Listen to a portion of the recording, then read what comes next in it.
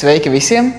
Es esmu Emīls Kārlis Krastīņš, brīvajā laikā strādāju kā Z-parks rakstu autors, un šoreiz manā īpašumā nonāca uz nedēļu iespēja izmēģināt jauno MSI GS60 Ghost Pro spēļu datoru.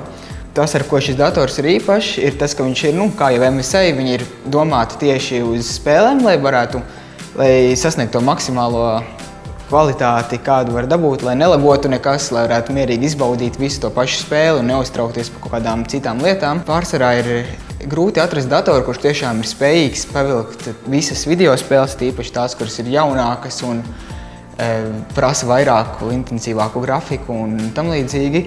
Un ir grūti atrast portatīvos dators, kuri to tiešām spētu pavilkt. Un MSI ir viens no tiem, kurš uz to noteikti ir spējīgs, jo viņi uz to specializējas. Viņā tiešām ir saliktas ļoti labas komponentes ar Intel i7 procesoru, 16 GB RAM un ar labu videokarti. Tādas spēles kā GTA, kuru es arī spēlēju, GTA 5, uz maksimālu grafiku, nekas nekārās, viss bija uz 60 FPS, un tas arī tas lielais plus.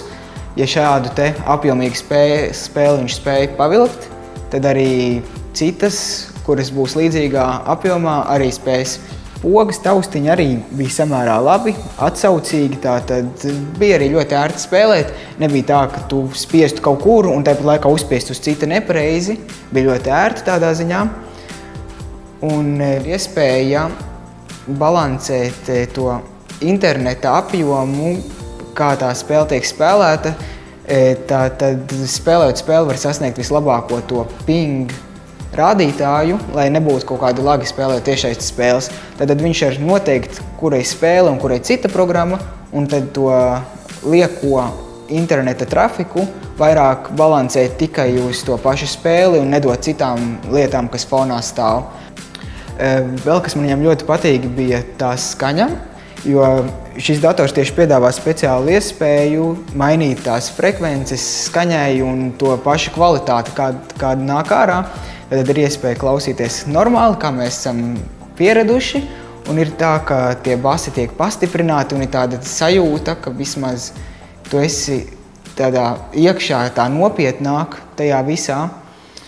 Un paša datora cena ir tuvu 2000, tātad samērā dārgi, taču ir jāatceras, ka tas ir spēļu dators, kurš paredzēts tieši spēlēm, un tas ir apbrīnojami tas, cik ļoti labi viss viņā ir salikts iekšā un cik joprojām viņš ir viegls un arī ilgi spēlējot neuzkarst te pie dēlnām, ja tu rokas augšā. Tā tad ir patīkami, ir komforts, nav nekā tāda, kas nebūtu.